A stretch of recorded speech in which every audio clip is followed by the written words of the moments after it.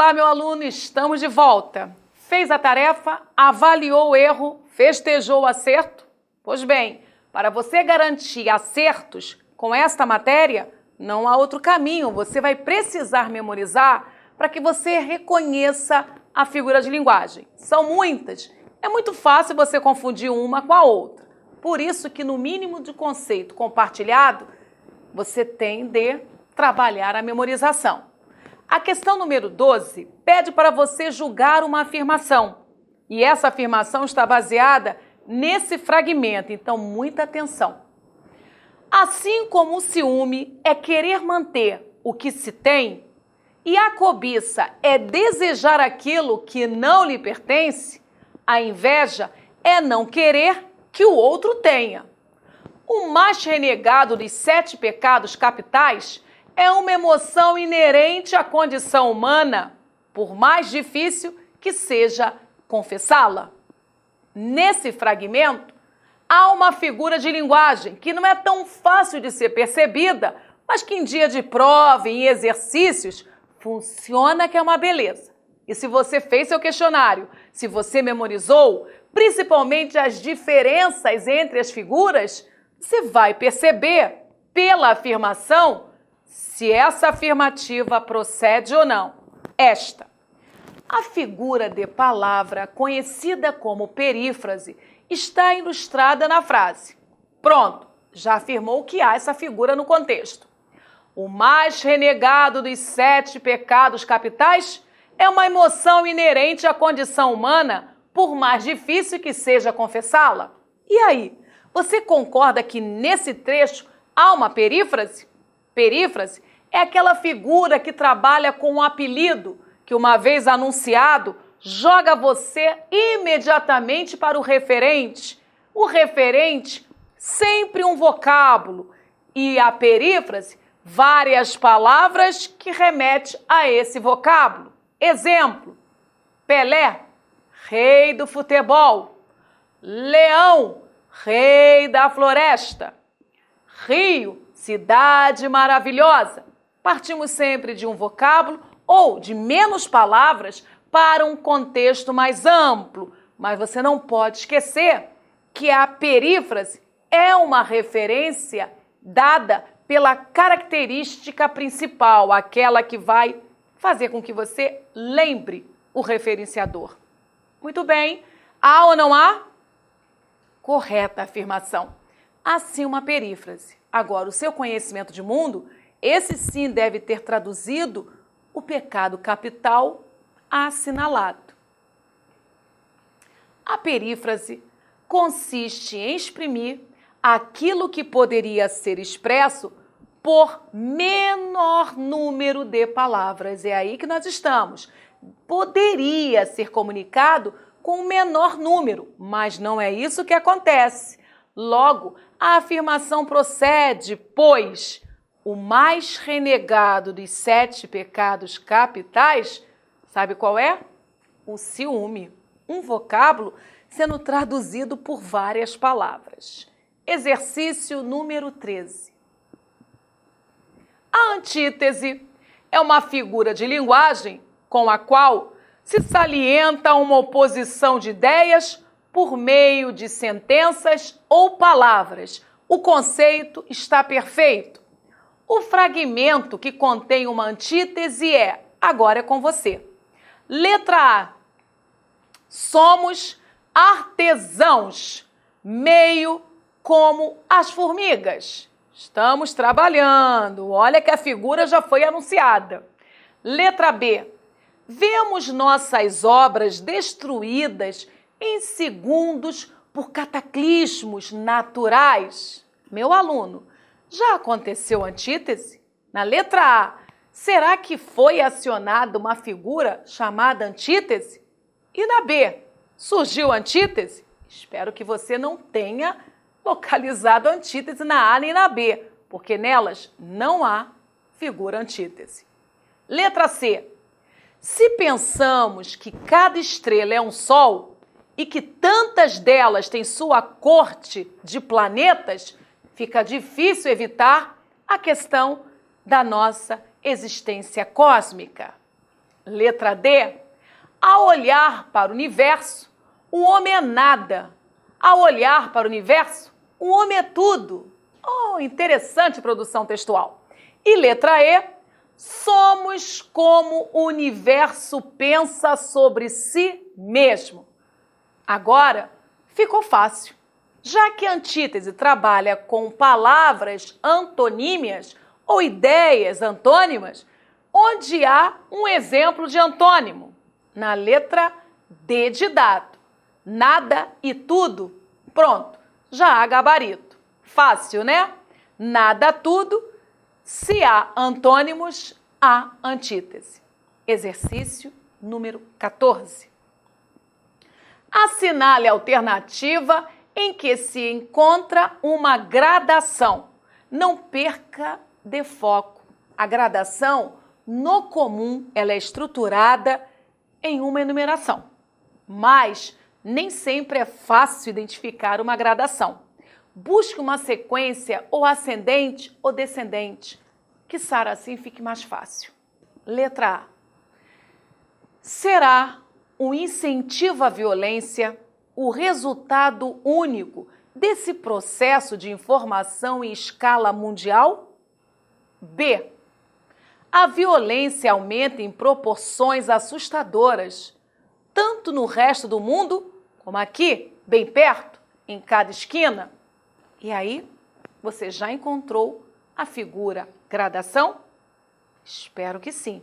Na letra B, existe a construção gradativa feita de forma magnífica. A violência aumenta em proporções assustadoras. Agora sim, observe. Tanto no resto do mundo como aqui, bem perto, em cada esquina. Há uma gradação que vem do geral para o específico. O mundo, ele chega à esquina e a violência passa por todo esse espaço. A letra C traz esse texto. Reflexão de um amigo meu, médico de meia idade, sabedoria e ciência. E letra D, está se conhecendo em seus máximos e em seus mínimos. Gabarito, letra B de bola. Parte-se do geral, tanto no resto do mundo, para o particular, como aqui bem perto, em cada esquina. Logo, há uma gradação. E aí, você prestou atenção? A gradação nem sempre vem explicitada em forma de enumeração. Por isso que é importante você interpretar intenção e forma. Número 15. A figura de linguagem presente em durante séculos a Inglaterra dominou os mares. Qual é a figura de linguagem predominante nessa passagem? Letra A, metáfora. Letra B, silepse. Letra C, antítese. Letra D, metonímia. Ou letra E, ironia. Meu aluno, você concorda que Inglaterra não pode dominar os mares? Não, Cláudia. Por quê? Porque a Inglaterra é um lugar. Quem, de fato, dominou os mares foram os ingleses. Qual é o nome da linguagem, da figura de linguagem, que usa um nome para representar um outro, que usa a parte para comunicar o todo, que usa o continente para informar o conteúdo? Ficou fácil? Claro que você marcou metonímia, belíssimo exemplo. Desta feita, você verifica como a metonímia está presente na comunicação diária. Não foi a extensão territorial chamada de Inglaterra todo que dominou os mares, mas sim os ingleses, parte. Exemplo clássico de metonímia. Número 16. A construção de uma frase pode resultar em ambiguidade, ensejando duplo sentido. Isso não ocorre apenas em uma alternativa. Vamos combinar que ambiguidade não é qualidade redacional. Por exemplo, em uma dissertação, se você criar um texto ambíguo, você já perdeu. Mas nós precisamos aprender a entender uma ambiguidade. Precisamos aprender a construir ambiguidades, pois a publicidade adora esse processo redacional. E para a publicidade, uma ambiguidade bem elaborada é, sim, qualidade de produção. É algo muito positivo. Agora, em qual alternativa não existe ambiguidade? Meu aluno, aproveite para exercitar a sua leitura. Verifique se você encontra ambiguidade em 4 alternativas, pois só uma não apresenta ambiguidade. Letra A. Desde meninos, os pais aconselham os filhos a não brincarem com fogo. Letra B. Por ser muito perigoso, o filho é aconselhado a não brincar com fogo. Letra C. Porquanto seja perigoso, deve-se evitar uma criança próxima do fogo. Viu? Ambiguidade não é algo tão fácil de se perceber, mas se você treinar o seu olhar, buscar esses textos ambíguos com a postura desafiadora, você começa a entender qual é o processo criador de uma ambiguidade. E aí, você já encontrou a alternativa que não apresenta ambiguidade? Espero que não. Todas apresentam ambiguidade. Letra D. Caso bem prevenida contra o perigo do fogo, a criança não se queimará. Vou repetir. Caso bem prevenida contra o perigo do fogo, a criança não se queimará. E a letra E? Uma vez esclarecida sobre o fogo, a criança não terá como queimar-se. Meu aluno, pode acreditar, 4 alternativas apresentam problemas na clareza da mensagem, porque a ambiguidade, ela compromete a clareza, criando um texto com duplo sentido. O gabarito já apareceu. Espero que você tenha defendido a letra D de dado. Por quê? Vamos nós? Desde meninos, os pais ou as crianças? Pode reler que você vai perceber que há uma ambiguidade. Letra B, quem é perigoso? O filho ou fogo? Não fica claro. Na letra C, evitar a criança ou a criança evitar ficar próxima do fogo? Ambiguidade comum nas produções textuais. E na letra E, pode dar a impressão, que impressão? De que colocaram a criança em cima do fogo. Volte e compare. Por esse motivo, o único texto claro, objetivo, com uma leitura reta, é a letra D. E aí, acertou essa 16? Se você acertou, pode contar 2 pontos. Muito interessante. Número 17. Aponte a alternativa que não apresenta solecismo. Vamos combinar que solecismo é erro, é problema na parte sintática, é transgressão. Eu quero que você aponte a alternativa que não apresenta solecismo. Isso quer dizer o quê, Cláudia? Que das alternativas, todas apresentam, com exceção dessa que é o gabarito. Aponte a alternativa que não apresenta problema. Letra A. Às vezes, queremos ter tudo, sem pensar que podemos se arrepender depois. Letra B. Ele pediu para mim, não deixar meu paletó na cadeira. Letra C. Acabamos jogando no restaurante do Lauro, onde fomos muito bem atendidos. Acabamos jantando no restaurante do Lauro, onde fomos muito bem atendidos. Agora melhorou? Vou reler mais uma vez. Acabamos jantando onde? No restaurante de quem? Do Lauro. Onde? No restaurante? Fomos muito bem atendidos. E aí? Já encontrou o gabarito? Não foi à toa que eu persisti na leitura da letra C, né? A letra C está politicamente correta, mas a letra A, a letra B, a letra D e a letra E, vamos juntos. Letra D, eu lhe abracei muito quando lhe vi na rodoviária. E letra E, por que fosses dizer que a gente não vamos sair? Meu Deus, o gabarito e a correção. Letra C é o gabá. A letra A, nós podemos arrepender. Nós podemos arrepender ou podemos arrepender-nos. Combinou? Letra B de bola. Pediu para eu não deixar. É sujeito do verbo no infinitivo. Não é para mim, e sim para eu. E evite esse pra. Vamos trabalhar com o para. Letra D. Eu o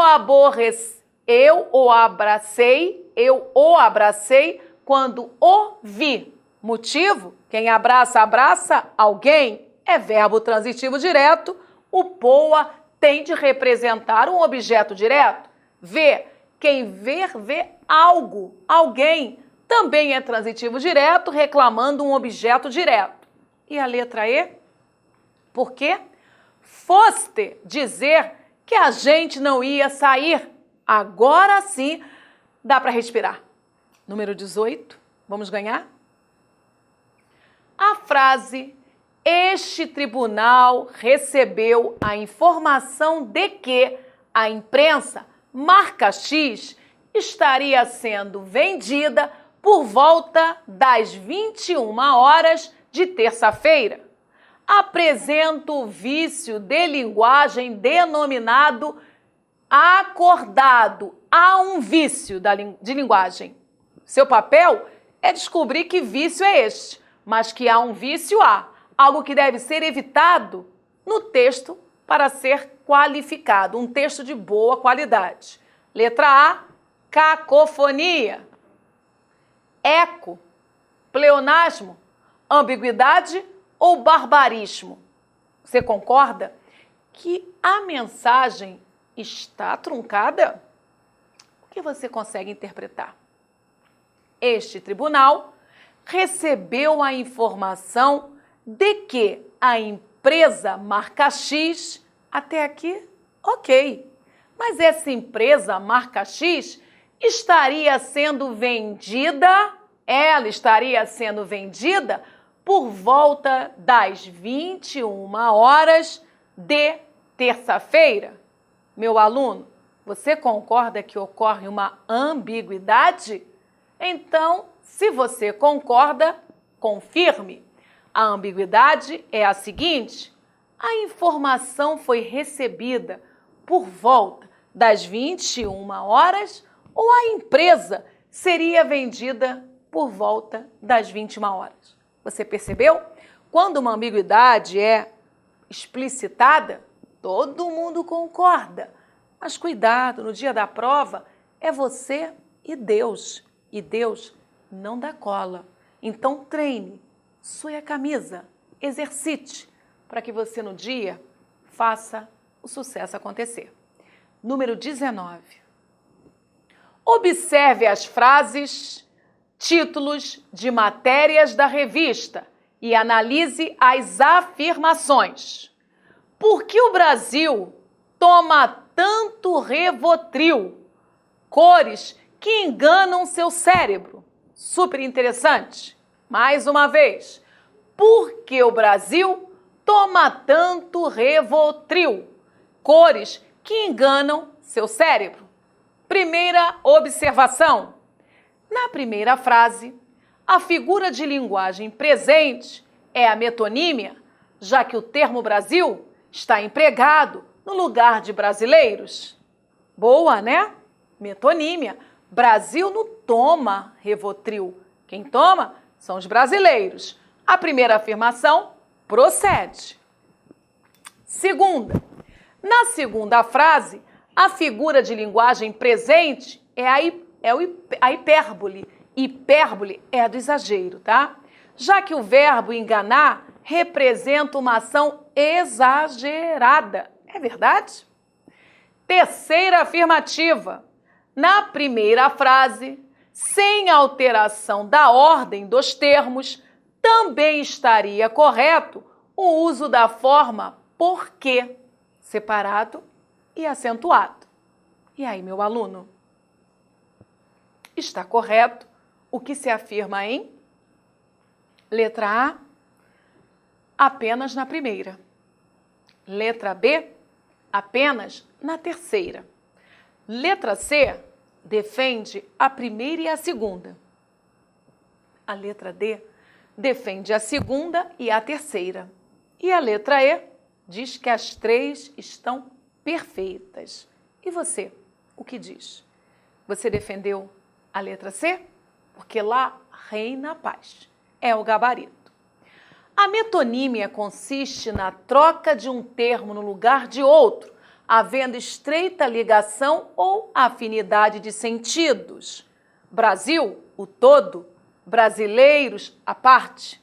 Na segunda afirmação, a hipérbole é o exagero da ideia expressa. No entanto, o que se apresenta na frase é a ocorrência da prosopopeia, cores que enganam o cérebro.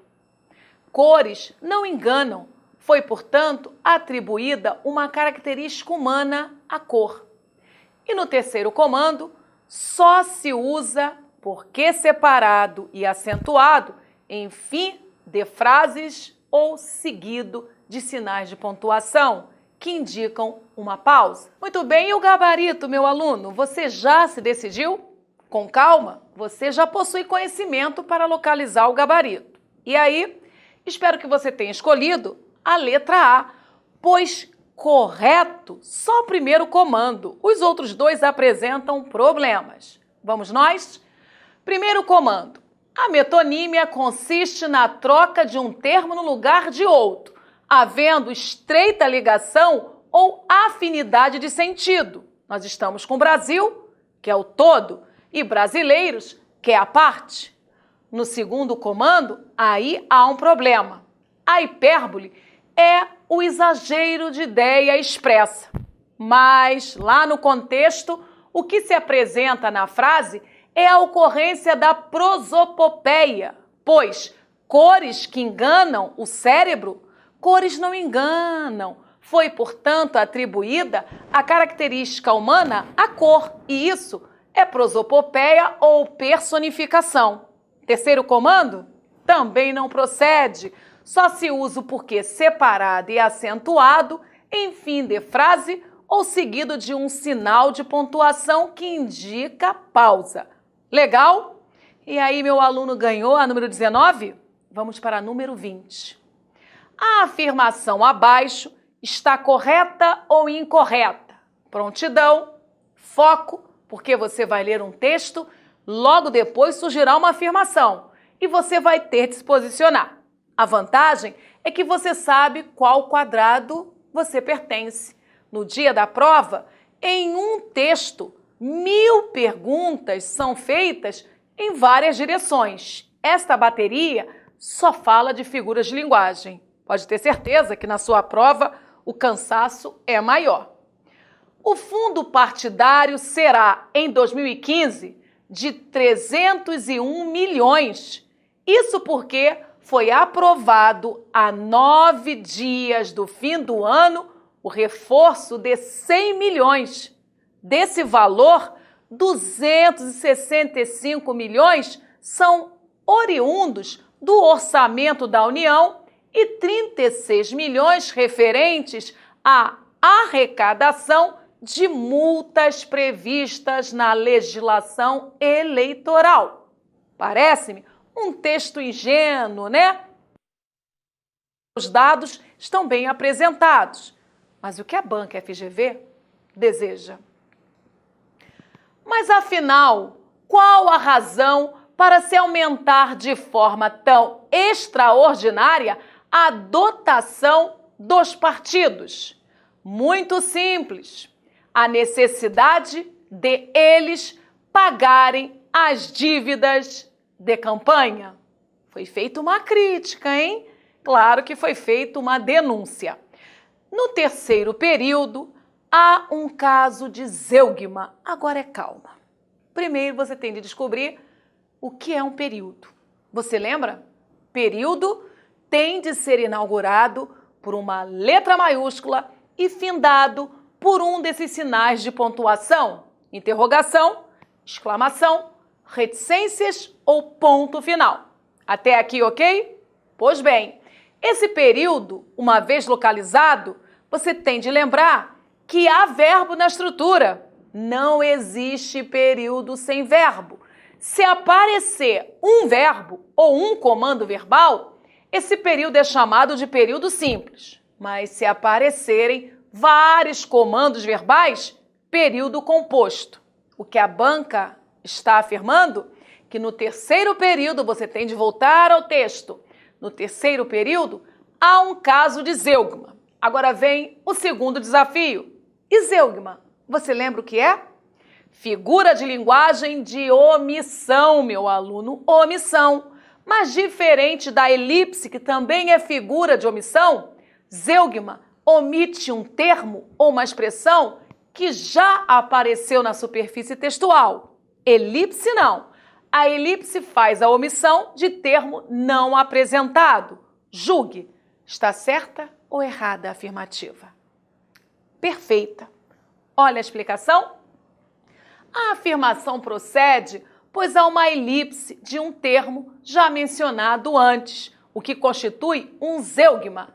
Desse valor, 265 milhões são oriundos do orçamento da União e 36 milhões são referentes à arrecadação de multas previstas na legislação eleitoral. Simples assim. Agora fique esperto. O concurso público tende a considerar elipse a mesma coisa que zeugma. 10. Hora para você repensar, pausar, avaliar. Isso mesmo, um tempo para você. Aguardo você porque nossa bateria ainda não terminou. Daqui a pouquinho estaremos de volta.